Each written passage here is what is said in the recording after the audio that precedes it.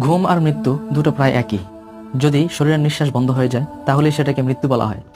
প্রিয় ভাইরা, রাসূল সাল্লাল্লাহু আলাইহি সাল্লাম এশারের পরপরই ঘুমাতে পছন্দ করতেন এবং দুনিয়াবী বিভিন্ন কথাবার্তা থেকে তিনি বিরত থাকতেন।